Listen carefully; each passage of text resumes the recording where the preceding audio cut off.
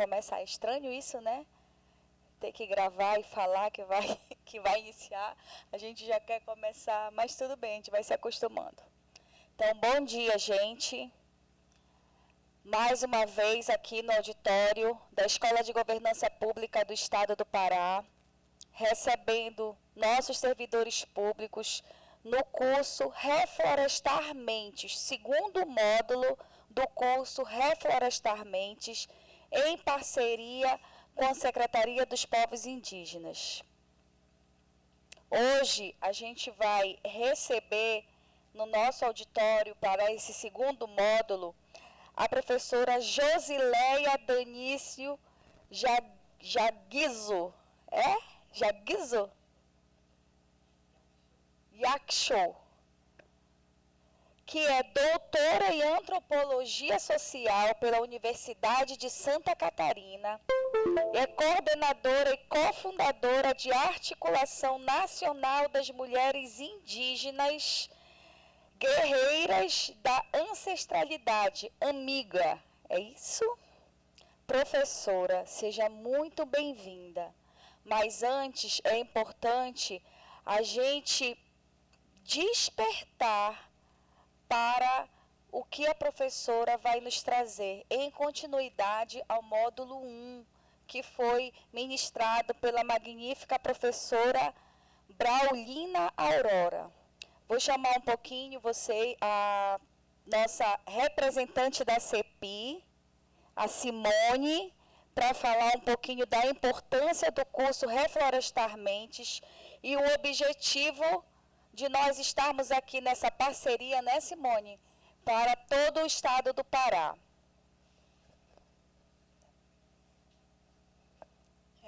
Bom dia a todos e a todas. Sejam bem-vindos e bem-vindas a mais um módulo, né, do curso Reflorestar Mentes. E assim, estamos mais uma vez aqui nos desafiando a conhecer um pouco mais sobre o universo, né, dos povos indígenas. E aí, para isso, a gente trouxe a magnífica também, Josileia, Caigangue, maravilhosa, da Amiga, grande liderança das mulheres indígenas. E então, para a gente dar continuidade a esse curso que iniciou lá atrás com a Braulina, né, é importante a gente falar de questões relevantes que a gente até discutiu no primeiro módulo, como, por exemplo, a questão do racismo, né, institucional. Hoje a Josileia ela vai abordar um pouco mais sobre essa questão. E aí isso é super importante para nós que somos servidores do Estado.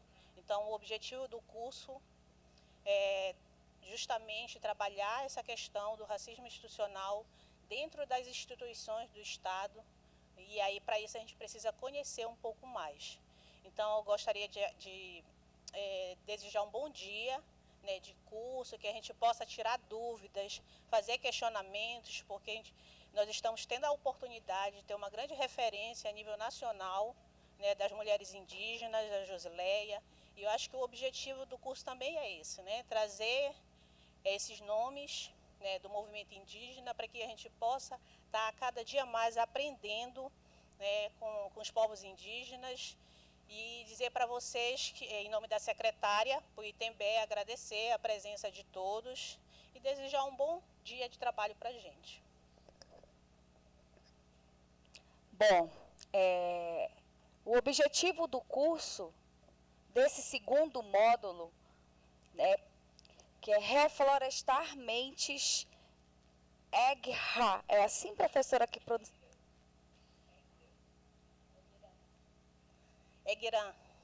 EGRAN, isso. Nossas marcas, pensar na identidade dos povos indígenas, no grafismo, né, nas marcas do corpo e na arte.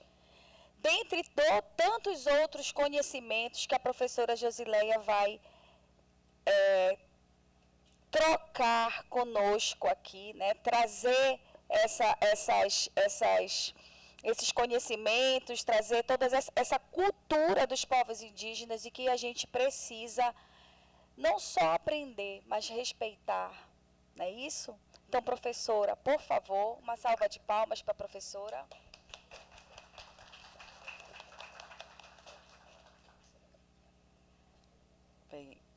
primeiro eu quero agradecer as minhas colegas que me antecederam aqui, Simone, agradecer pelo convite da escola, da Secretaria Estadual dos Povos Indígenas. Eu vou pedir aqui, para ficar aqui, vou ver com o meu colega aqui Duarte, se aqui tudo bem, se fica bom. Bom, gente, bom dia a todos vocês, todas, todos, todes, a todas as mulheres e não mulheres, né, porque eu sou uma mulher nesse lugar, e nós estávamos discutindo ainda ontem sobre esse lugar, esse papel das mulheres na nossa sociedade, né, e discutíamos por quê. Já vou iniciar, acho que nesse ponto, discutíamos o lugar do gênero, dessa marca, né, das mulheres, porque não existe debate sobre gênero da ONU, não está aberto a debate. Existe uma determinação de que as mulheres devem ocupar todos os espaços que elas desejarem, assim como os homens fazem.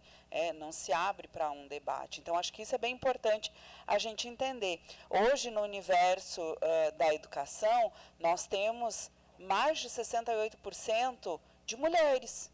São mulheres, né? Então são mulheres também nesse papel de educadoras, são mulheres que estão presentes na sala de aula desde a educação infantil, e são elas as responsáveis por pensar, né, a educação das nossas crianças.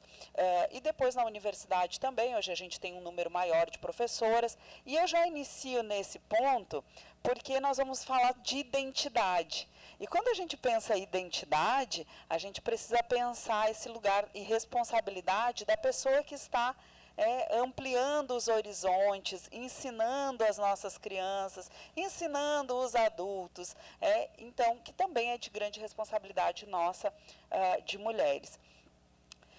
Eu sou uma mulher, então, uma mulher indígena, muito diferente das mulheres indígenas que vocês conhecem aqui do estado do Pará.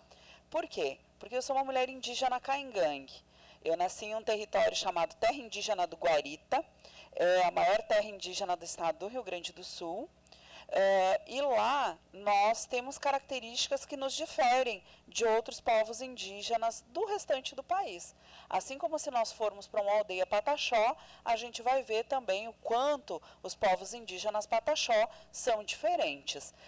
Cada bioma brasileiro tem uma realidade, inclusive aqui no Pará nós vamos ter uma distinção de fenótipos dos indígenas Xicrim para os indígenas Kayapó, para os indígenas Tembé, para os outros povos que nós temos aqui no estado do Pará. É importante a gente refletir sobre isso, porque quando a gente pensa identidade, e a gente tem que pensar esse conceito dentro de uma perspectiva de entendimento da nossa sociedade nacional, a gente vai precisar pensar, mas de que identidade falamos, porque as identidades são múltiplas. Então, eu sou uma caingangue, lá do Rio Grande do Sul, indígena, como outros tantos indígenas, como a Braulina Aurora, que esteve aqui, que é Baniwa, como a nossa secretária de Estado, Puiri Tembé, como o nosso subsecretário, né? Então, nós temos aí diferenças de fenótipo. No estado do Rio Grande do Sul, nós temos algumas terras indígenas que foram reservadas aos povos indígenas. Então, durante a colonização do próprio Estado, quando os imigrantes italianos, alemães, austríacos, húngaros chegam no nosso Estado, depois já da primeira fase da colonização, porque nós tivemos uma primeira fase, onde se dividiu em capitanias hereditárias, e onde nós tivemos grandes fazendas implementadas ali. Na nossa região se usou muito o charque, o gado, como uma atividade que se usava a mão de obra indígena, inclusive. Os livros didáticos não contam, mas os povos indígenas foram muito importantes no trabalho, efetivamente, de várias regiões. E alguns de vocês devem conhecer as histórias dos jesuítas e dos povos indígenas Guarani, de forma muito especial, nos 7 povos das missões do estado do Rio Grande do Sul. Alguns já devem conhecer essa história. E quem não conhece, a gente pode tocar nela aqui e contar um pouco sobre essa história. Então, eles criavam gado lá, eles criavam ovelhas, e essas divisões que aconteceram pela época do estado contexto colonial, elas vão se refletir numa mudança extrema quando a gente tem a chegada dos imigrantes. Por quê? Os imigrantes chegam na região sul do Brasil, especialmente no estado do Rio Grande do Sul, para poder estar ali com as suas famílias e construir uma nova nação. Mas por que a gente precisava de uma nova nação? Se a gente já tinha pessoas que viviam aqui, se a gente já tinha recebido, inclusive a corte portuguesa. Porque nós precisávamos criar um novo ideal identitário.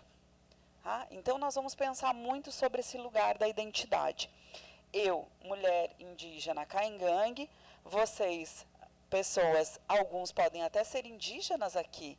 Quantos existem aqui que são indígenas? Quais pessoas aqui são indígenas ou têm descendência indígena? E quantos não têm nenhuma descendência indígena? E nós somos o quê? O povo brasileiro. Os passaportes mais roubados ou mais visados para roubo são os passaportes brasileiros. Por quê? Porque o povo brasileiro não tem um único rosto. Eu posso me chamar Josileia e eu posso ter um rosto de uma mulher, assim como vocês estão vendo, baixinha, mais gordinha, do cabelo preto, que usa óculos, ou eu posso ter traços orientais. Isso não me descaracterizaria e não deixaria de ser uma mulher chamada Josileia brasileira. Assim como nós podemos ter mulheres louras dos olhos azuis brasileiras e mulheres negras brasileiras. E nós temos. Então, isso faz com que o nosso povo tenha características identitárias muito distintas, múltiplas.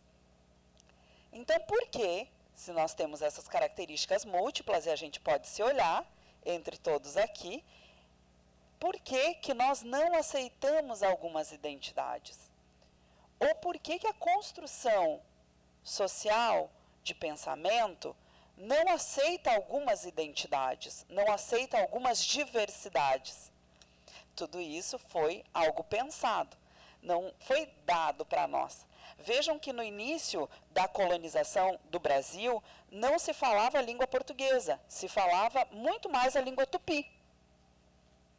Quem sabia disso? Quem fala disso? Que livro na escola fala que a primeira língua que se falava amplamente no Brasil era a língua tupi? Eu, na minha história e trajetória de professora de geografia, não conheço, não sei. Não sabia, até pouco tempo atrás, quando eu fui ler sobre as línguas indígenas, né, e essa década das línguas indígenas que a gente vai viver no nosso país, que a primeira língua falada fluentemente no Brasil foi a língua tupi. Então, isso é muito importante para todos nós e a gente reconhecer esse lugar das línguas indígenas. Bem, então, dito isso e feita essa primeira apresentação e dizendo para vocês de que lugar eu venho e quem eu sou, eu também sou professora, então, de geografia e fiz mestrado e doutorado na Universidade Federal de Santa Catarina, trabalhando com algo que para mim é muito caro, que são um recorte de gênero sobre mulheres indígenas. Na minha família nós temos, eu tenho 4 irmãos, então nós somos em 5 irmãos, mas eu tenho as minhas primas também, que eu também chamo de irmãs, porque na minha língua não existe a palavra primo, não existe a palavra prima. Nós temos uma palavra que nós chamamos todos os que são da minha linha de parentesco, de metade, e aí depois vou contar para vocês essa história das nossas metades, que são chamados de irmãos. Então, os meus primos diretos, minhas primas diretas são meus irmãos, meus erengrê. Nós, caingangue, entendemos que a nossa aproximação e o nosso parentesco se dá por 2 metades. Como que vocês entendem o parentesco de vocês? Como que eu identifico quem é meu parente? É quem tem o mesmo sangue. Nós não. Nós entendemos que o meu parente vai ser meu irmão, meu pai, minha mãe, a partir de uma metade exogâmica, patrilinear, que a gente herda do nosso pai. Então, eu sou Camé. Camé é a metade da guerra dos caingangue. Aí nós temos uma metade que é a mais inteligente, que é a metade Cairu-Cré. Os Cairu, eles vão ser as nossas grandes lideranças, os nossos cuiãs, que eu posso traduzir para vocês como nossos pajés, vão descender desta metade, que vai ser Cairu. E nós, Caingangue, entendemos então que quem é camé não pode se casar com camé. Mesmo que aquele rapaz ou aquela moça não seja meu parente sanguíneo, eu não posso me casar com ele ou com ela, né? Não pode haver casamento, porque nós somos irmãos.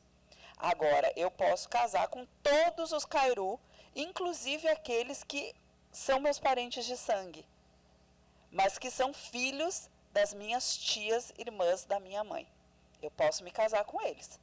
Vejam que nós temos entendimentos que são diferentes sobre a nossa sócio-organização.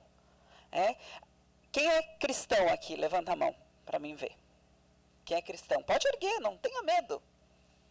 Então, ótimo, nós temos várias pessoas que são cristãs aqui, que estão entre nós. O que a gente aprende na igreja sobre os casamentos? Que eles não podem ser casamentos consanguíneos, que a gente deve respeitar e ter apenas um marido ou uma esposa. Isso vem de um entendimento, né, histórico, social, que a gente construiu, que os cristãos construíram. Mas nós podemos ter outras religiões aqui que entendem diferente, outras percepções históricas, outras visões que vão entender diferente. Por exemplo, os muçulmanos, eles não têm várias mulheres? A legislação deles permite. Inclusive, não só a legislação, as leis. O que se permite também é a concepção da própria religiosidade deles.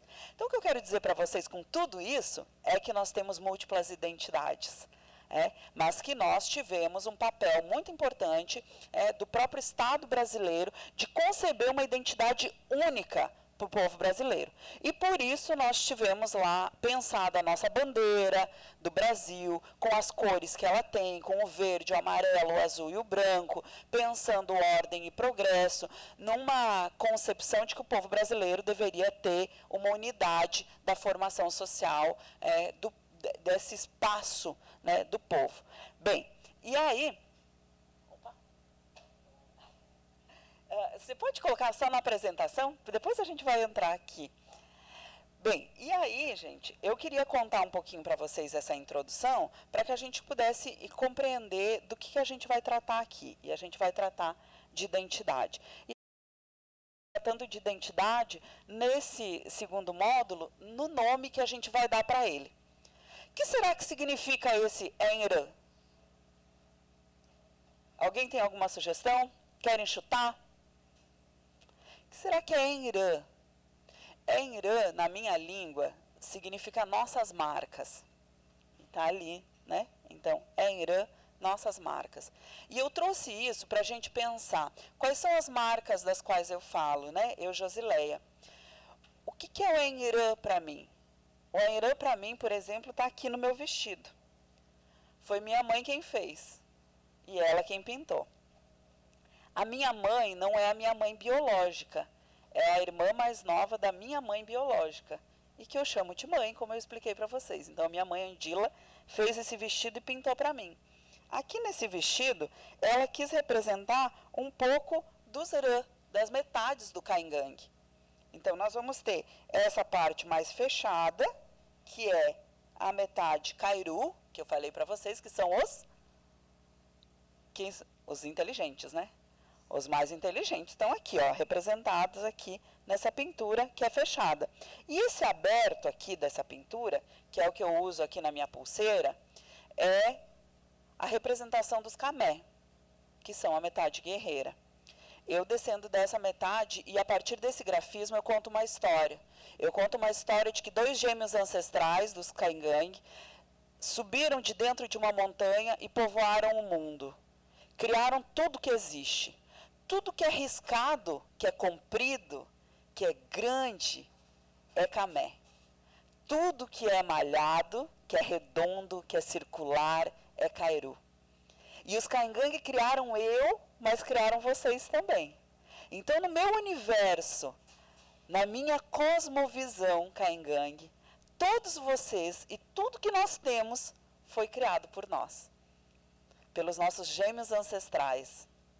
E isso caracteriza a minha identidade enquanto mulher indígena, que pertenço a uma marca e a um povo, que tem um território que vai desde o estado de São Paulo até Misiones na Argentina. Será que tudo isso hoje é concebido como território caingangue? Não, porque nós temos vários centros urbanos muito conhecidos, né, reconhecidos, inclusive. Nós temos os espaços de discussão em que nós, caingangue, não estamos presentes, inclusive um deles é dentro do Estado. E hoje eu, uma mulher indígena lá do Rio Grande do Sul, estou dentro do espaço de Estado, fazendo uma discussão com outras pessoas que são descendentes, de acordo com a minha cosmovisão, dos caingangue.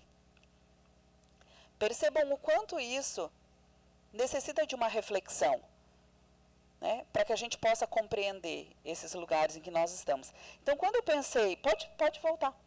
Quando eu pensei esse lugar do Ainrã, né, das nossas marcas, foi para pensar com vocês, quais são os Ainrã de vocês? Quais são os Ainrã de cada uma e cada um que está aqui? O que vocês pensam sobre a concepção de quem são vocês dentro da nossa sociedade brasileira? Eu pertenço a um lugar? Eu faço parte de um grupo social que constrói uma sociedade? Qual é a identidade que eu quero ter? É de homem? Não indígena, aí a gente pode usar, os meus parentes, né? A gente fala que são os homens brancos. Não necessariamente a pessoa precisa ser uma pessoa branca, mas a gente quer falar os homens não indígenas. Será que eu sou um homem não indígena que descendo de uma identidade étnica eurocêntrica, ou não, eu pertenço a um grupo afrodescendente? Como que eu me entendo? Eu sou uma mulher?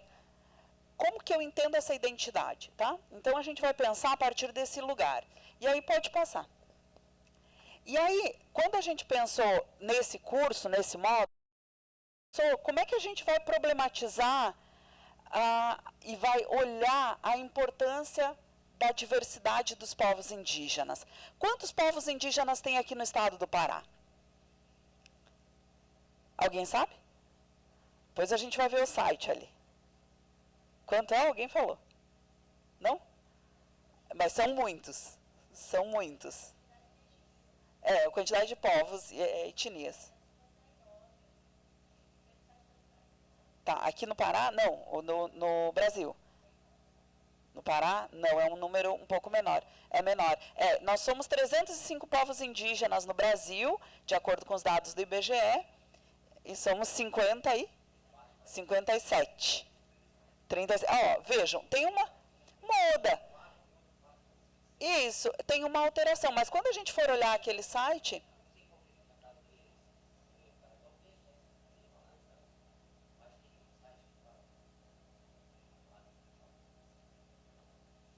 E o importante é a gente observar o que os povos indígenas estão falando sobre isso. O que os próprios grupos indígenas, né, os povos, as etnias, estão falando sobre isso?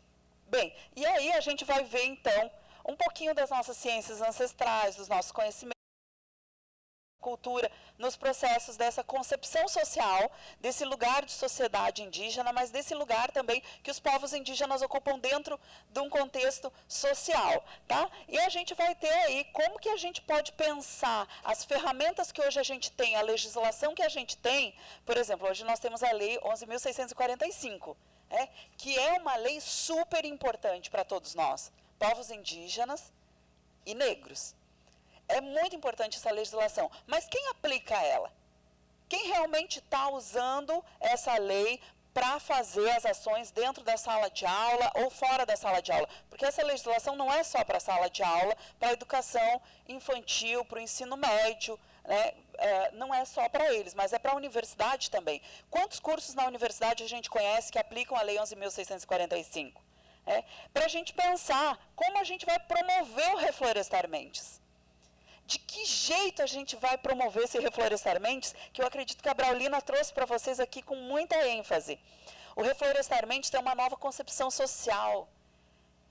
O Reflorestar Mentes é você pensar que as pessoas têm direito à vida, direito a território, direito à alimentação, direito a ser quem são, nós temos o direito de ser quem a gente é. Tá?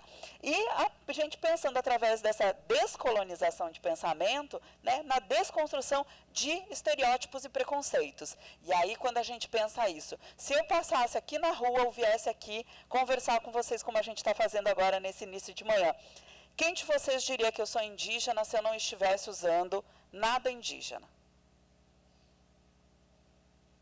Nem ninguém, gente. Ó, tive um camarada ali, isso aí, companheiro. Veja, como a gente pode ser múltiplo, diverso.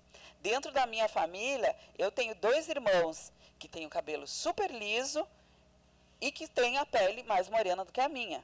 Eu fui a única que saí com a pele mais clarinha. Imaginem. Aí eu ficava muito revoltada, porque eu dizia para minha mãe o que foi que aconteceu. O que foi que houve? Aí tem. Bem isso. Mas o que acontece? As mulheres indígenas também passam por um processo de ir para a cidade, de conhecer outros companheiros, de se relacionar com outros companheiros e, de repente, ter um filho que vai sair com a pele mais branca. E isso deixa, eu, Josileia Caingangue, né, que tenho aí uma família Caingangue, que me identifico como Caingangue, isso me tiraria esse lugar de ser Caingangue? Não. Acho que esse é o grande ponto que a gente precisa ter. Os povos indígenas podem dizer, eu sou indígena, eu pertenço a tal povo, eu pertenço a tal estrutura sociocultural. Isso é importante a gente respeitar. Então, quando um indígena chega para mim e diz assim, eu sou Guarani Kaiowá, ele é Guarani Kaiowá. Isso é livre determinação, está na lei. O Brasil é signatário da Convenção 69 da OIT, né? E lá está escrito que nós temos livre determinação, autodeterminação. Então, nós podemos dizer quem nós somos. E isso é importante a gente respeitar. Ninguém tem que aceitar, ninguém tem que debater. Nós temos que respeitar. É lei, né? Mas muitas vezes a gente não consegue, né, desconstruir esse estereótipo. É culpa nossa? Não é culpa nossa. Agora, a gente tem responsabilidade por mudar isso. Nós precisamos mudar. Mas não é uma culpa nossa. Isso é uma construção sócio-histórica. É uma construção que nós tivemos de um período da nossa nação, né, que pensou esse lugar do povo brasileiro.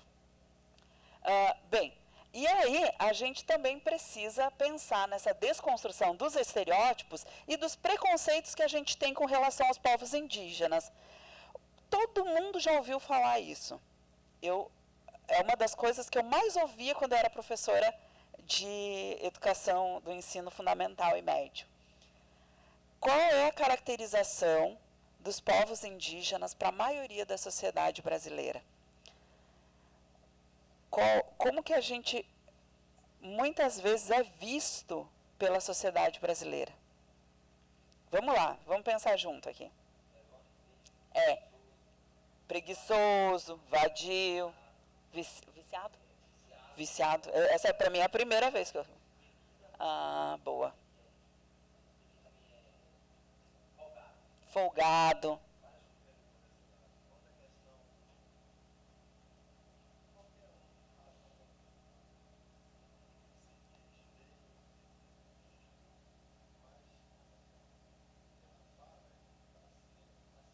Uhum. A banca de heteroidentificação.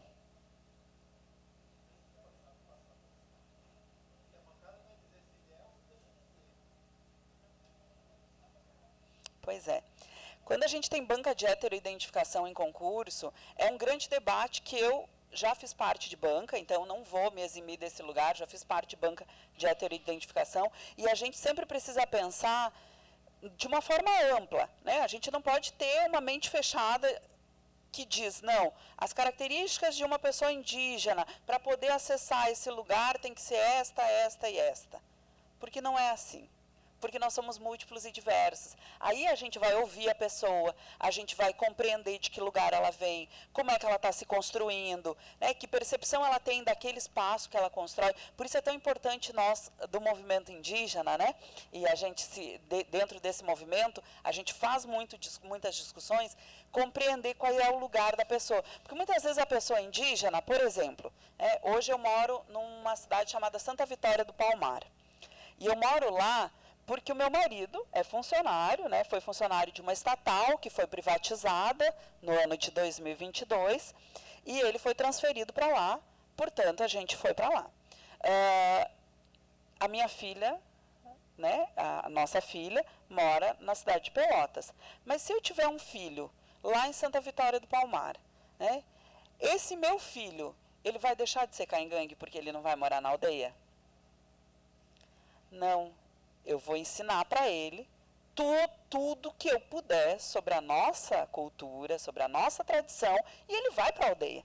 Porque os filhos caingangues são criados com várias mães, né? Como eu falei para vocês. Eu tenho a minha mãe Andila, né, que fez esse vestido para mim. Minha mãe Arcelinda é falecida, mas eu tenho as minhas outras mães, a Ângela, a Odila, enfim, que são minhas mães. Então, um filho caingangue é criado por múltiplas mães, assim como eu sou mãe de múltiplos filhos já, de vários filhos. E aí, como é que fica num concurso? Essa pessoa que nunca morou num território indígena, mas que é indígena.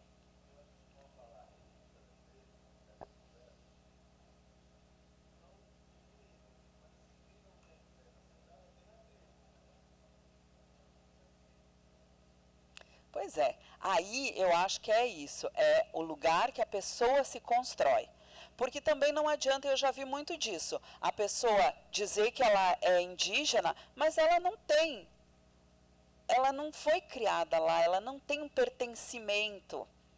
Você precisa pertencer, mas você precisa pertencer. Eu acho que existem situações que são diferentes, né? Eu acho que a pessoa não vai deixar de ser, mas ela vai precisar fazer uma busca histórica, ela vai precisar voltar para aquele lugar, ela vai precisar conhecer os parentes dela.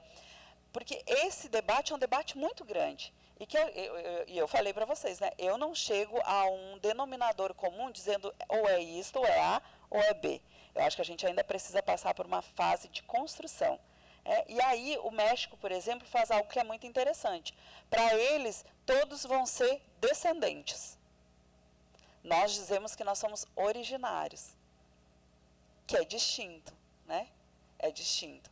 Então, nós não podemos ver todo mundo como descendentes.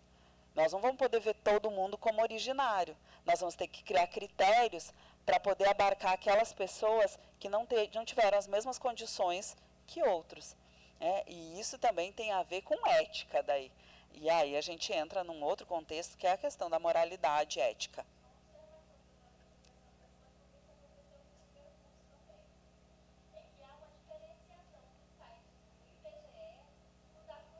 Sim.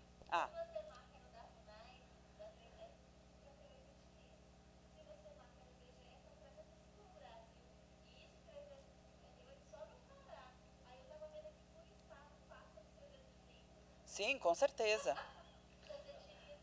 Eu acho que a gente vai ter que falar para a FUNAI, porque a FUNAI é para seguir os dados do IBGE, né? A FUNAI, inclusive, tem um acordo com o IBGE para seguir os dados que eles divulgam.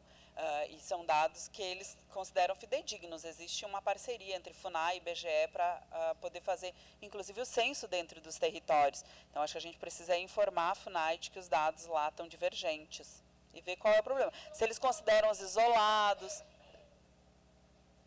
A colega de trás.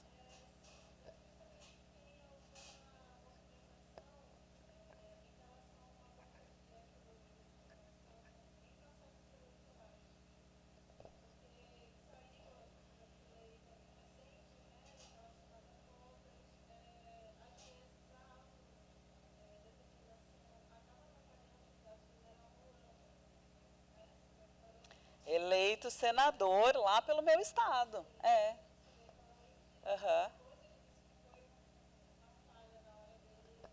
Assinar lá.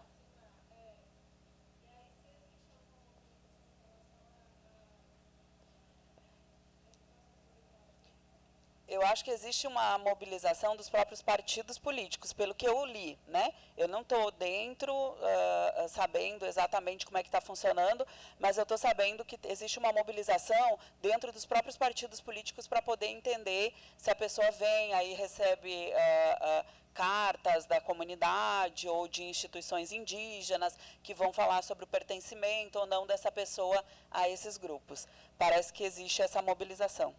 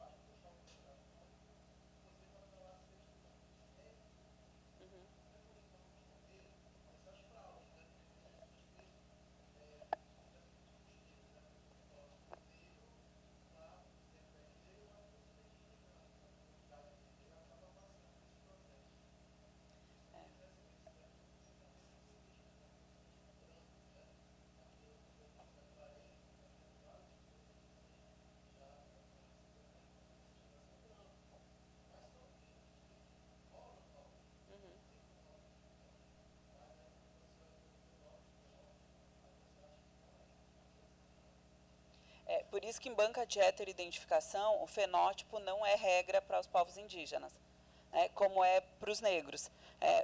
Na legislação, os negros usam o fenótipo como uma regra de identificação. Para nós indígenas, isso não é pertinente. Opa. Bem, gente, então, só para a gente voltar aqui, tá? Então, atuar nesse lugar, né, da transformação social, na defesa dos direitos territoriais e ambientais, e culturais dos povos indígenas aqui do estado do Pará, mas também do Brasil inteiro. Então, a gente pensar esse lugar, né, dos povos indígenas, pensando esse lugar da identidade. E aí, eu gostaria de passar para o nosso site, aí só vamos entrar lá no site, antes da gente entrar na apresentação. Pode subir. Eu quero apresentar um pouco para vocês esse site que foi feito aqui para o estado do Pará, né? É um mapa interativo. Quantos de vocês conhecem esse site aqui? Olha, isso é fantástico. O que aconteceu? Quando eu fui convidada para vir fazer essa aula aqui com vocês, eu pensei, gente, eu preciso de dados do estado do Pará que sejam dados fidedignos de uma pessoa que tenha estado lá e tenha pesquisado lá. E eu encontrei esse site e ele é fantástico. Então, tem professores aqui? Não tem professores? História, ótimo. Depois eu vou querer fazer uma rodada para a gente se conhecer, gente. Porque eu fiquei pensando, será que tem mais professores? Será que tem menos professores? Mas esse site aqui é um site que os professores podem usar em sala de aula, que vai ser fantástico. É o GEDAI Amazônia, que pesquisou as línguas indígenas no estado do Pará. Depois a gente pode passar, vocês podem ver os vídeos também. Pode subir, por favor. E aí, quando ele fala sobre os mapas linguísticos, né, quais são as famílias linguísticas que nós vamos ter aqui no estado do Pará? Nós vamos ter Caribe, Macro-G e Tupi no estado do Pará. Então, nós temos 3 grandes famílias linguísticas aqui no estado. Isso dá uma diferença de língua. Eu pertenço a uma família linguística Macro-G. Eu, Caingangue, não entendo Caiapó. Caiapó é Macro-G. Assim como eu não vou entender Chavante. Vejam, mesmo dentro da mesma família linguística, a gente não consegue compreender uns as línguas dos outros. Por isso é tão importante a gente valorizar as línguas indígenas, porque é uma diversidade linguística, é um bem, é um patrimônio que o nosso país tem, que o estado do Pará tem. Pode subir.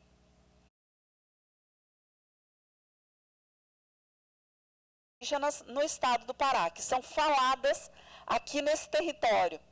E como é que elas se dividem? Como é que elas são compostas? Muito em função da localização em que estão os povos distribuídos aqui no estado.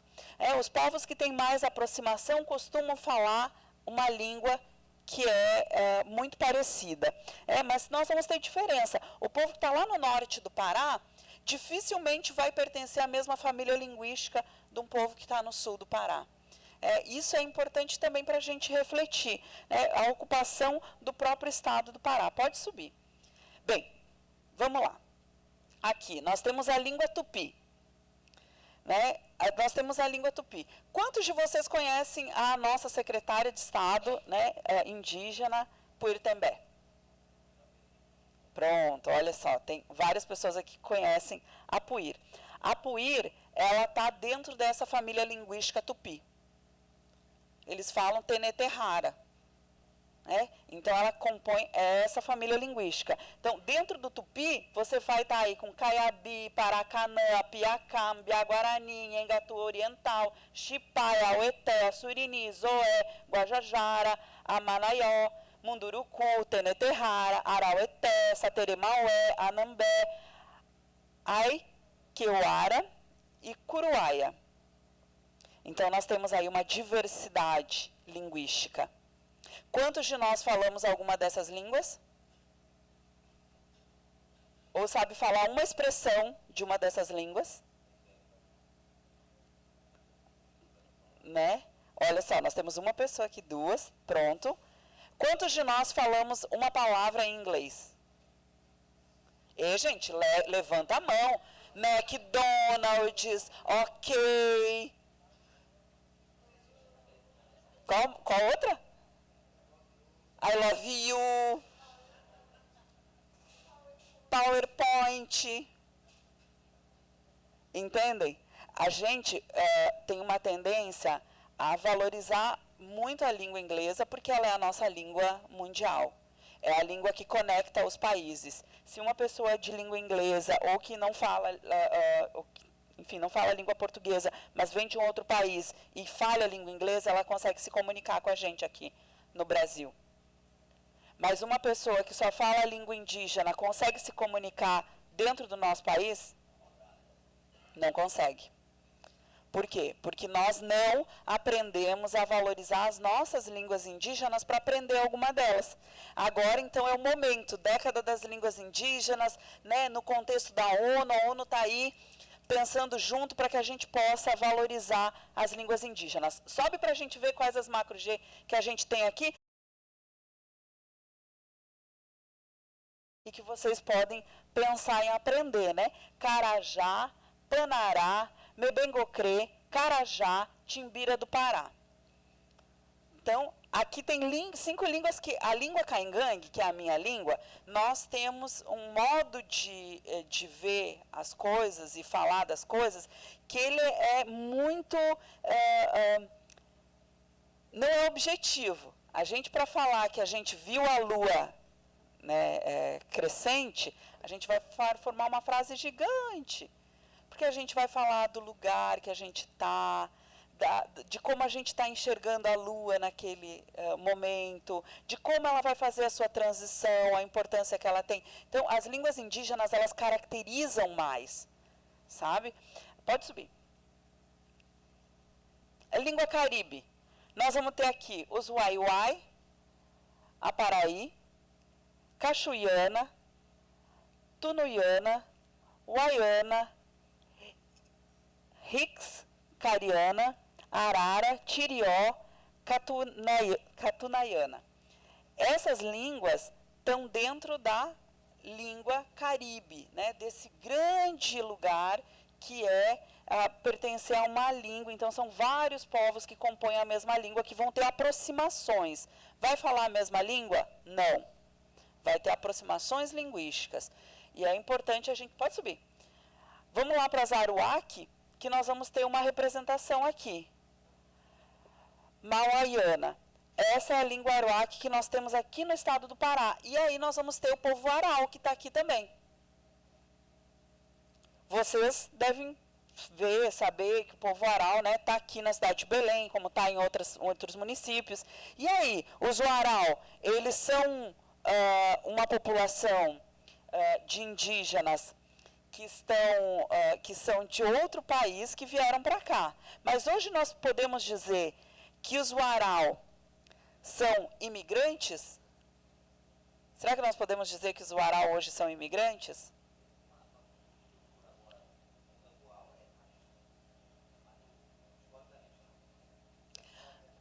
Então, os Warau, eles estavam no acampamento Terra Livre, né, o ATL, que é a maior assembleia indígena do nosso país, acontece há 20 anos.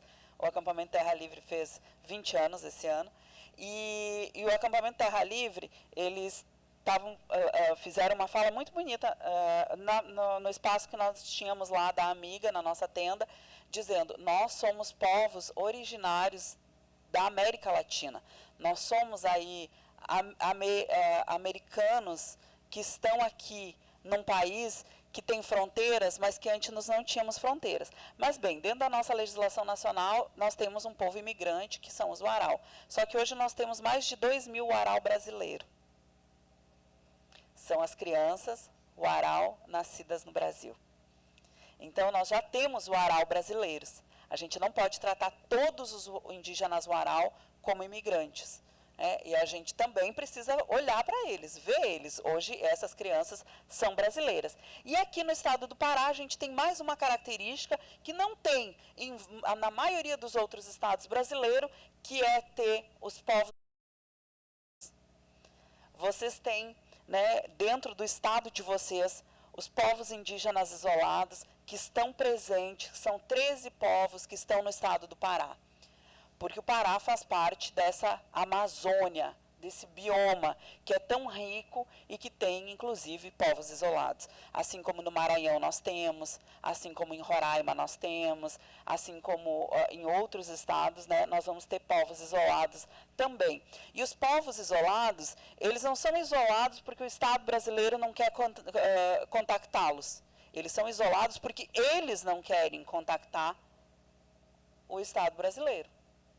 Porque como é que será que os povos isolados veem o Estado brasileiro?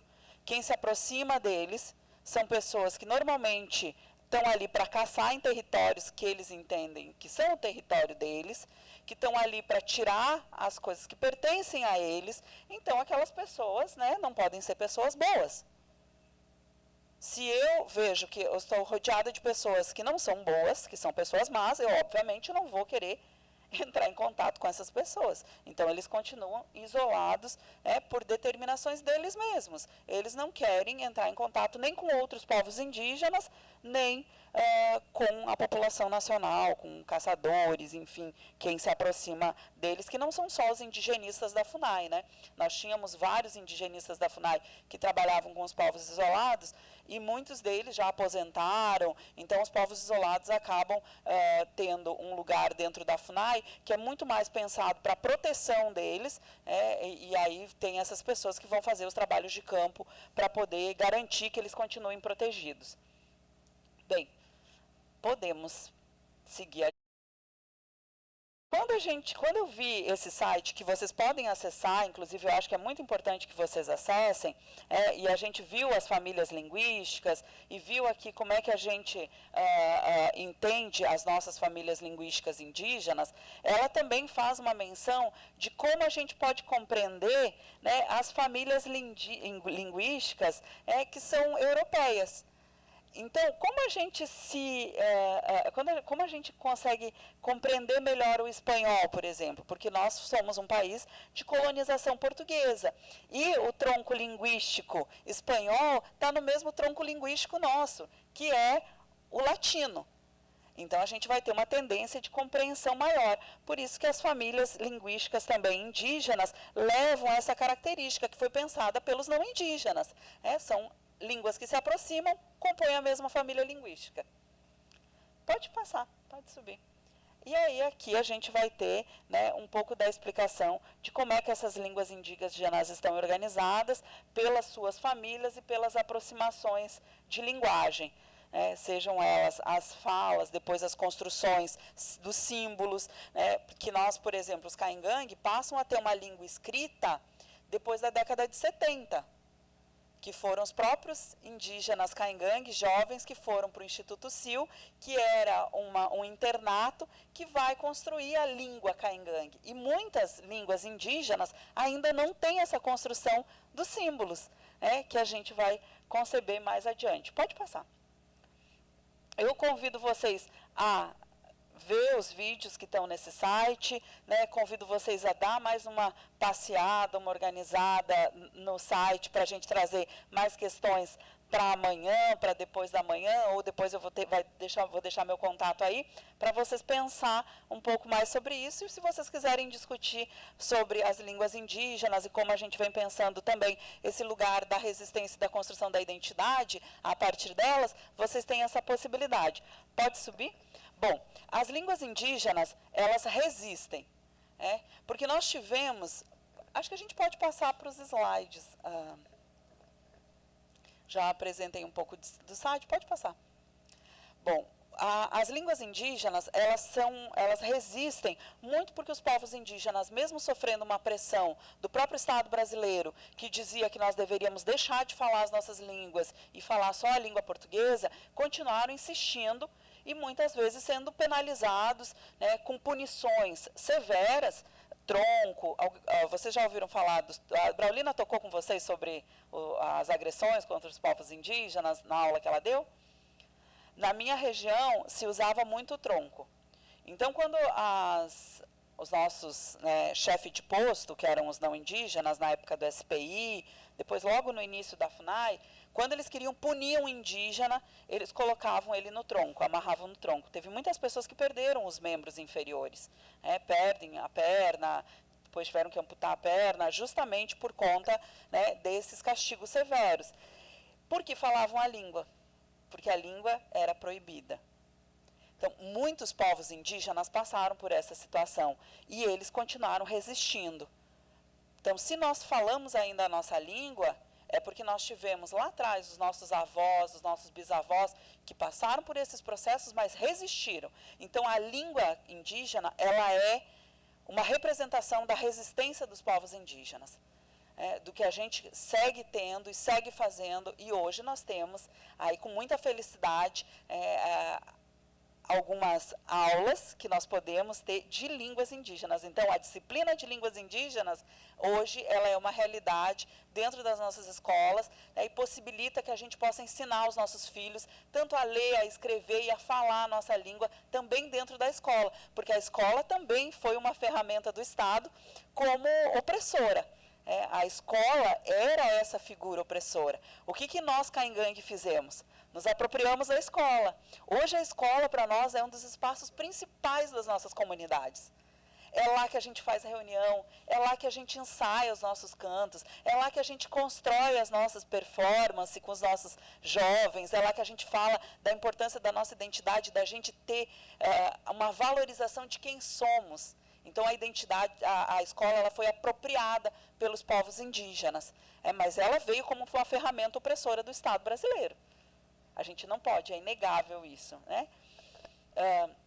bem, e aí, nós temos também, silenciamento a partir da língua portuguesa, nós temos que pensar o silenciamento das histórias e das culturas indígenas na história brasileira. Como que foi o descobrimento do Brasil? Primeiro que não foi descobrimento. A gente precisa falar isso, gente. Não foi descobrimento. Ninguém manda aquela quantidade de caravelas num período histórico em que as caravelas, as naus, eram tão importantes para um lugar onde eles não sabiam se eles chegariam ou não. Ninguém manda.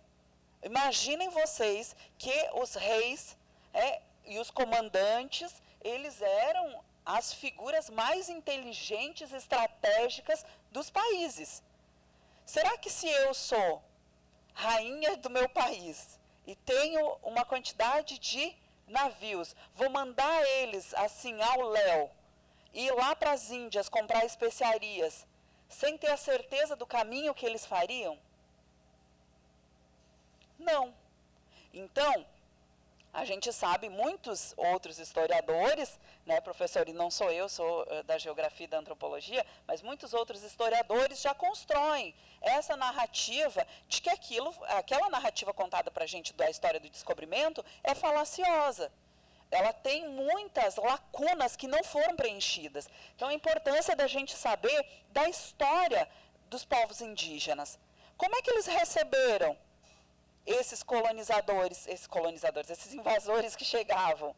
Como eles recebem? Aí eu vou ter um colega antropólogo que diz que houve uma festa quando chegaram os portugueses aqui no nosso país. Será mesmo que foi assim?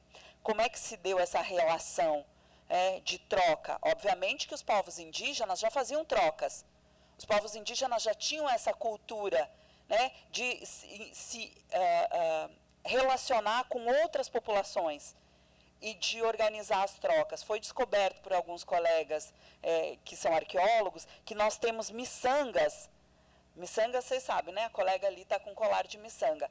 Eu estou com uma pulseira de miçanga. Antigamente as miçangas eram feitas de vidro. Foram encontradas miçangas no Brasil Central, que tem mais de 1000 anos. Então isso significa que as miçangas não vieram com os portugueses que vieram para cá. Então já haviam essas trocas entre os povos indígenas. E eles podem ter querido trocar, sim, com os portugueses. Mas as relações foram ficando muito difíceis, porque os portugueses vieram para cá só para tirar o que tinha aqui, mandar para Portugal, para a Europa, e escravizaram esses povos. Então, os povos indígenas foram os primeiros escravizados da história do nosso país. Eram eles que ajudavam a encontrar as jazidas de ouro, de pedras, eram eles quem ajudavam nas incursões para o interior do Brasil. A história do Pará é um pouco nesse sentido, né? Tiveram incursões nesse lugar para poder construir essa sociedade que foram feitas pelos povos indígenas que conheciam os caminhos, né? Os sertões, exatamente. Só que a gente não vê isso contado na nossa história. Então, a gente precisa reconstruir, recontar essa história. Se eu passar aqui para o Duarte e pedir para o Duarte, Duarte, conta a história do descobrimento do Brasil, da invasão do Brasil. O que você contaria, Duarte? Duarte não quer contar, ó, gente. Quer guardar para ele. Mas é isso, o que cada um de nós contaria? Como que a gente contaria? Conta para os nossos filhos. Como que a escola conta? Como que a universidade conta?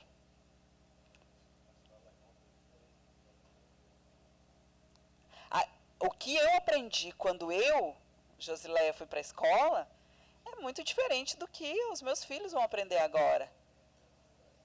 É muito diferente, mas existem alguns...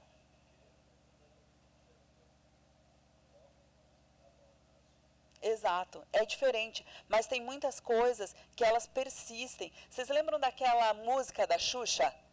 Que era Vamos Brincar de Índio, né? E fazer... Isso ficou gravado para mim, né? Que sou daquela geração, como é que a sociedade via os povos indígenas. Porque eu não entendia, nós caingangue não fizemos. A gente não usa aquele penachinho de 3 penas, que ela fazia recorte e tal. A gente não usa lá. Assim como vários povos não usam. Então vejam que a construção dos estereótipos, elas também se dão por esse lugar que a televisão ocupa nos nossos lares. E que hoje as mídias sociais ocupam. E que hoje o Instagram ocupa. O Facebook ocupa. Então, será que a gente precisa continuar repetindo aqueles mesmos tipos de estereótipo com uma nova roupagem? Porque é isso, são novas roupagens que você dá para o mesmo modelo de construir estereótipos. E aí a gente precisa pensar nesse silenciamento das histórias e das culturas indígenas.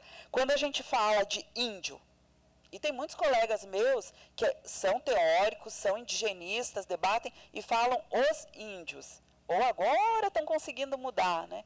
Os índios me parece o seguinte, que a gente pega um grande balaio, bota todo mundo ali dentro e chama todo mundo de índio. Agora, o que nós entendemos há poucos minutos atrás? Que nós temos várias línguas, que nós somos uma diversidade, que nós temos estereótipos diferentes. Então, será que nós temos todo mundo no mesmo balaio? Ou não? Nós podemos ficar em lugares diferentes. Então, nós somos povos indígenas. Dentro das Nações Unidas, nós somos tidos como povos indígenas. E aí é importante falar para vocês, na nossa legislação nacional, que é a nossa maior a legislação, que é a Carta Magna, né, a Constituição Federal de 1988, ela fala que nós somos os índios.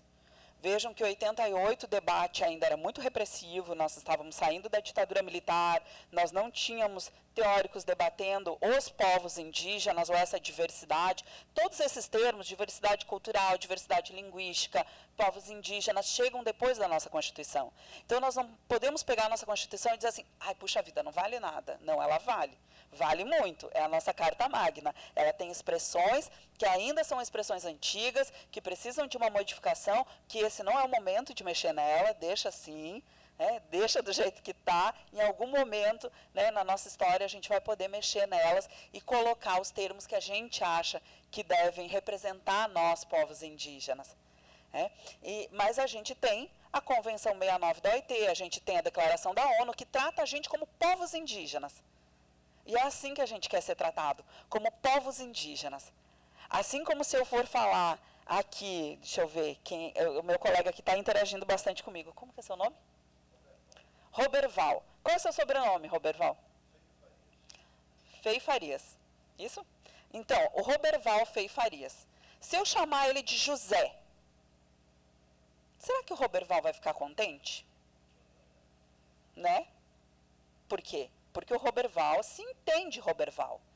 Ele tem uma identidade que ele construiu desde que ele nasceu. Quando os pais dele, né, deram o nome para o Roberval, ele se constitui Roberval. Então, por que eu, caingangue, do povo caingangue, tenho que ser generalizada? Tem que dizer, a Índia que veio lá e deu a aula para a gente, conversou com a gente. Não, eu sou a Josileia Caingangue. Por isso que muitos indígenas têm usado como sobrenome o nome do seu povo. A Puir Tembé, a Sônia Guajajara, a Célia Chacriabá, que é essa moça bonita aqui, né, nossa quase doutora, está terminando o doutorado, mas é nossa deputada federal indígena do estado de Minas Gerais, do povo Chacriabá, lá do Cerrado de Minas Gerais. Então, isso tudo caracteriza a Célia. Ela é a Célia Chacriabá, ela não é a Célia Caingangue. Então, é importante a gente poder construir essas memórias históricas. Pode passar, colega. Bom, e aí, que tem vários colegas que usam, não fui eu que construí sozinha, mas vários colegas meus que têm falado sobre a terceira Conferência Mundial contra o Racismo, Discriminação Racial, Xenofobia, Intolerâncias Correlatas, que foi lá em 2001, essa conferência, então reuniu vários países, 173 países, para discutir isso. Não foi uma discussão do Brasil. E já no Brasil daria pano para manga, né? Porque nós somos mega diversos. Nós temos uma diversidade dentro do nosso país. Nós temos aí o movimento negro, nós temos o movimento periférico, nós temos o movimento dos povos indígenas, vários movimentos dentro do nosso país que querem combater o racismo e as discriminações. Correto? Quantos de nós já passamos por discriminação? Quem aqui já acha que já passou por algum tipo de discriminação? Levanta a mão. Algum tipo de discriminação. Ou porque você é mulher, ou porque você é pobre, ou porque você tem um estilo de se vestir, ou um modo de falar, ou porque você é homem, ou porque você é gay, ou porque, sabe, ou por tantas coisas. Então, obviamente, os homens são os que menos sofrem discriminação, gente. Os homens, e isso é real. É real por quê? Porque o homem é aquela figura que ainda representa o máximo da nossa cadeia, né? Da nossa humanidade. Então, vejam, os reis, a maioria sempre foi homens, os nossos governantes são homens. Então, isso, gente, é uma desconstrução que vai levar ainda muitos anos a ser feita. É uma discussão muito ampla a ser feita, mas os homens, ainda sofrem muito menos do que as mulheres. E isso são dados estatísticos. Enquanto as mulheres negras são as que mais sofrem, os homens negros sofrem um pouco menos, mas sofrem. Se tiver 2 cidadãos correndo na rua e alguém gritar, pega ladrão, vai ser o branco ou o negro que vão parar? O negro. Então vejam, o homem, apesar dele ser homem, se ele for negro, ele vai passar por uma discriminação que é maior. Pode falar, colega. Bom dia.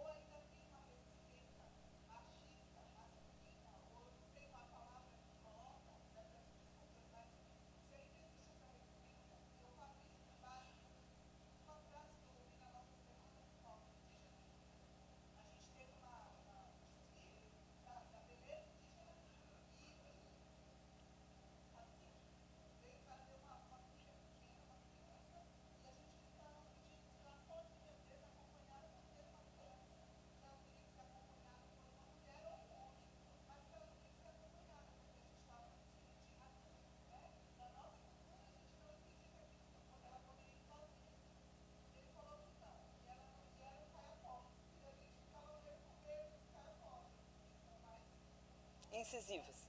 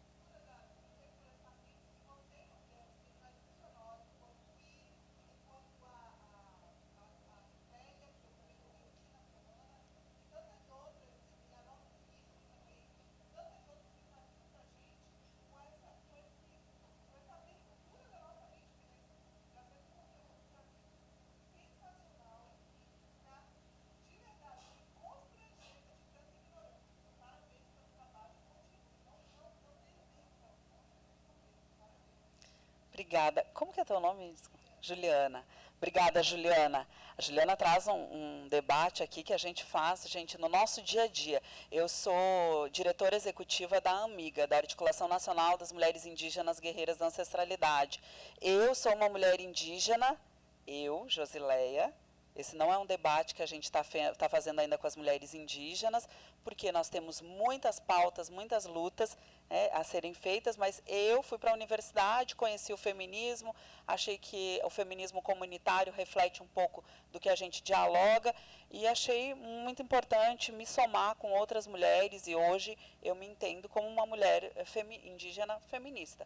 Mas nós temos o nosso modo, né, de ver as coisas do mundo, elas são diferentes do modo não indígena, né?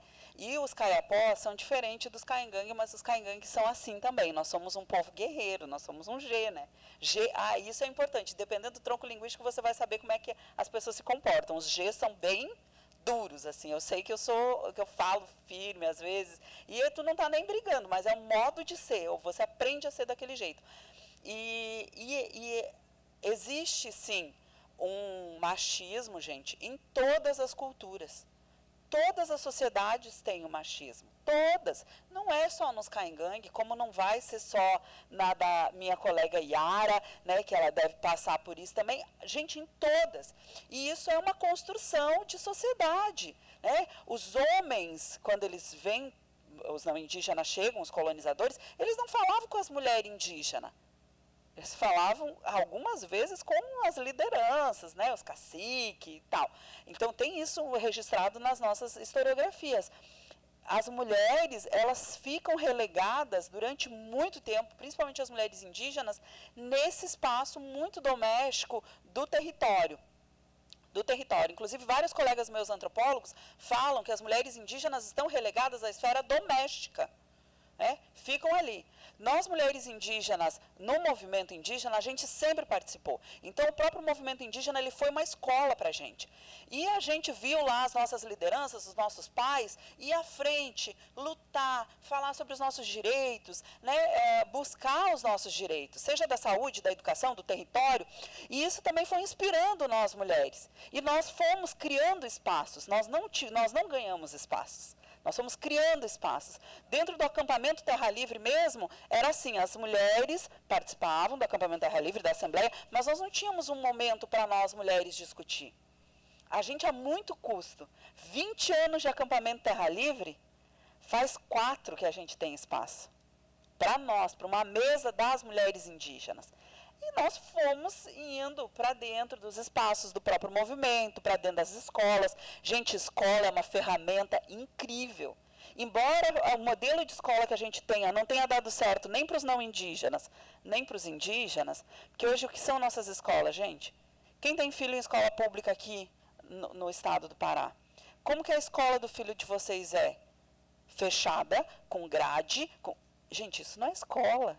Né? Escola tem que ser aberta, a escola tem que ser livre, a escola tem que ser de pensamento. Mas vejam, nós também fomos criando esses espaços na escola. As mulheres indígenas foram ocupando esses lugares de professoras e fomos ali alimentando esse próprio movimento das mulheres indígenas. E nós enfrentamos o machismo. Nós enfrentamos. E muitas vezes, quando a gente vai fazer reuniões das mulheres, os nossos homens dizem, olha, vocês estão colocando coisa na cabeça das nossas mulheres. Não, nós estamos dizendo que qualquer tipo de violência contra a mulher é crime. É isso que nós estamos dizendo. E as violências que as mulheres indígenas passam não são só violências domésticas. É quando a gente vai buscar o auxílio no CRAS, e que as pessoas não querem nos auxiliar, é quando a gente vai fazer o registro de nascimento dos nossos filhos que as pessoas não querem registrar, é quando a gente vai defender o nosso território porque tem invasão de madeireiro, garimpeiro e outras coisas, é quando nós somos olhadas pelos estrangeiros só como corpos sexuais, e isso, o Carnaval do Rio de Janeiro, infelizmente, é um movimento maravilhoso. Eu acho o Carnaval incrível, adoro o Carnaval, mas o Carnaval fortaleceu para que as mulheres brasileiras fossem vistas apenas como corpos sexuais que podem ser usados. Né?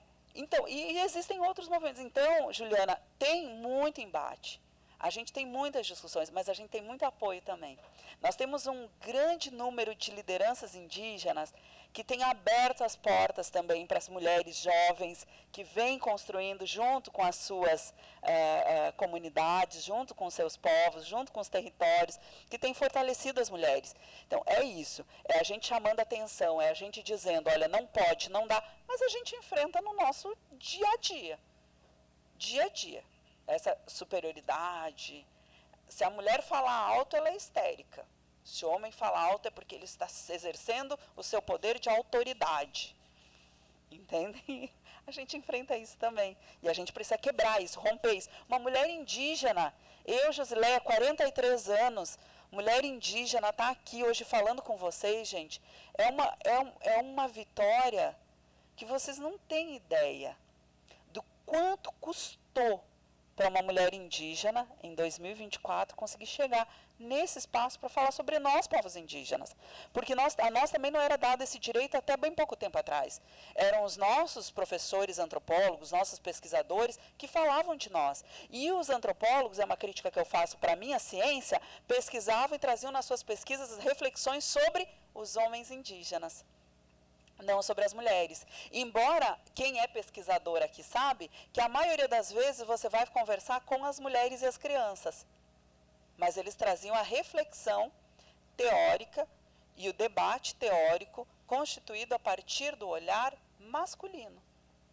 Nós estamos rompendo isso também sobre a pesquisa com os povos indígenas, né? As mulheres indígenas estão na universidade pesquisando e falando de mulheres indígenas, da proteção territorial, desse envolvimento. Eu acho que o Reflorestar Mente, ele é muito isso, ele é um envolvimento social, o envolvimento de todos nós para uma nova prática, uma nova possibilidade de mundo, de congregação, de futuro, e que tem a mulher como a mãe. Mãe. Né? A mulher é quem gesta, a mulher é quem gere, a mulher é quem alimenta. Não que o homem não faça, o homem pode fazer junto, vamos fazer juntos, não vamos fazer sozinhos, porque nós ficamos há muito tempo parecendo que a gente não era útil para nada. Né? E não é essa a realidade. Então, as mulheres indígenas também enfrentam isso, Juliana, e a gente também está desconstruindo isso, porque a gente precisa reconstruir um novo modelo. Né? E é isso que eu acho que a gente tem pautado. Bem, gente, voltando aqui, essa conferência ela foi então importante porque os estados, né, os estados-nação, o Estado brasileiro, ele passa a ter um compromisso contra o racismo, contra a discriminação racial, contra a xenofobia, contra a intolerância religiosa, né, e a escravização, o separatismo, apartheid, genocídio. E os povos indígenas viveram o quê? Se a gente parar para pensar, né? Nós, povos indígenas, quando os portugueses chegam no Brasil, nós éramos de 5 a 10 milhões de pessoas. Está lá, historiadores têm dito isso. Não sou eu, Josilé, que afirmo isso, está lá. Se a gente só dar uma busca na internet, a gente já vai encontrar. Se eles diziam que nós éramos entre 5 e 10 milhões de pessoas, se hoje nós somos 1.600.000 pessoas, onde é que foi parar todo o resto? Esse é o maior genocídio da história da humanidade. Não aconteceu só no Brasil, aconteceu com os povos indígenas da América inteira. Inteira. Então, é um genocídio. E o Estado brasileiro precisa começar a traduzir isso para a nossa história, precisa falar disso. Olha, gente, nós matamos, nós massacramos. Os primeiros que chegaram aqui, não fui eu, mas os primeiros que chegaram mataram as populações indígenas. Assassinaram. Oi. Sim, podemos. Olha a Ara ali me falando para eu dar um tempo. Então, gente, nessa conferência mundial, nós uma resolução que para a gente é muito importante, porque vai afirmar, né, ela reafirma que a diversidade cultural ela é um valioso elemento para o avanço e o bem-estar social da humanidade. Quando a gente fala que a diversidade é importante, é porque eu posso e devo respeitar as minhas colegas mulheres que estão aqui, que não são indígenas. A sabedoria de vocês é importante. Tudo que vocês construíram historicamente é importante. Os meus colegas não indígenas, homens que estão aqui, eu devo respeitar e dizer a vocês, toda a história construída é importante. A diversidade que vocês compõem de homens brancos, negros, de homens que foram para a universidade, de homens que não foram, de mulheres que foram para a universidade, de mulheres que não foram, que querem, né, viver socialmente, que é isso, toda a diversidade de vocês é importante, precisa ser valorizada. O teu conhecimento é importante, precisa ser valorizado. Seja o teu conhecimento enquanto raizeira, e aí isso conversa muito com nós que tivemos mães que benziam. Quantas mães aqui benziam? Ergam o braço aqui, a minha mãe benzia. Minha avó. O saber do benzer, da raiz, do chá, do puxamento, ele é muito importante, sabe? E isso é diversidade. É a nossa diversidade, a nossa sabedoria ancestral. Assim como aquelas mulheres que construíram esse espaço da academia, que vieram antes, é importante, é a diversidade cultural, é quem tem um canto numa língua, é quem tem uma batida de um maracá, é uma batida de um tambor, é quem faz a sua religiosidade, é quem canta na igreja o salmo, mas é quem canta na Umbanda.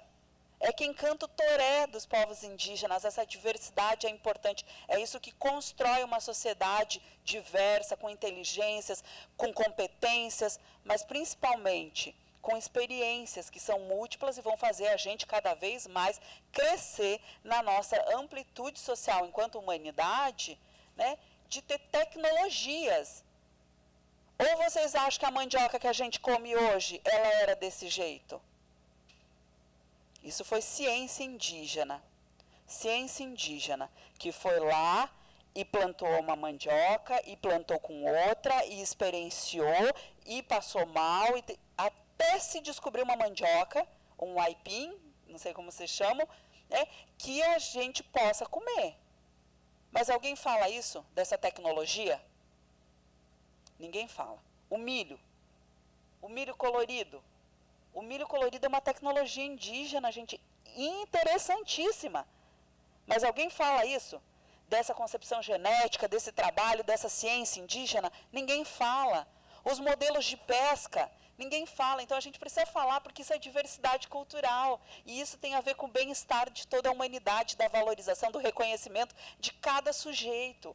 Sabe? Então, essa conferência, ela é de suma importância para que a gente conheça. É importante que vocês conheçam também a história dessa conferência e de como ela se reflete hoje. Lá em 2001, 173 países discutiram, se reuniram, né? E hoje, 3 anos depois, qual é o reflexo dessa construção para a nossa sociedade, para os povos indígenas brasileiros, para as pessoas não indígenas brasileiras, como que a gente se vê nessa construção, né, no combate ao racismo, no combate à xenofobia, no combate à discriminação, né, na eliminação de todas as formas de preconceito e numa concepção de mundo. Como que a gente se vê?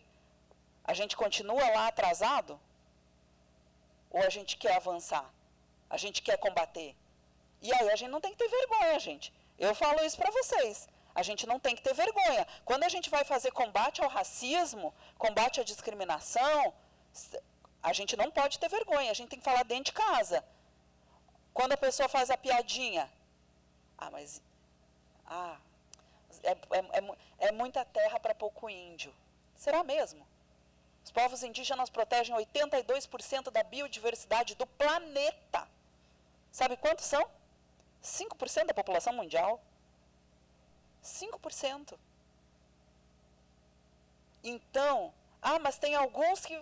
Gente, tem. Em toda a sociedade a gente vai ter pessoas boas, pessoas que não são boas.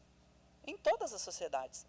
Não é só. A gente não pode mais idealizar, romantizar os povos indígenas. Nós somos contemporâneos a vocês. Eu, Josileia, sou contemporânea a vocês. Eu não estou presa a um passado, que nós vamos discutir mais adiante, tá? Mas então, a gente precisa fazer esse combate ao racismo, a gente precisa arregaçar as mangas, o Reflorestar Mentes é meu, mas é de vocês também, de todos vocês aqui, e a gente precisa fazer o nosso exercício de dentro de casa, mas de fora de casa também, é conversar com aquele colega que às vezes tem uma visão preconceituosa, racista sobre os povos indígenas, e fazer ele compreender que nós temos o direito de ser quem somos, do jeito que somos. Tá? Vamos fazer um intervalinho, 15 minutos a gente volta para cá. E aí vou abrir para vocês falar também. Obrigada.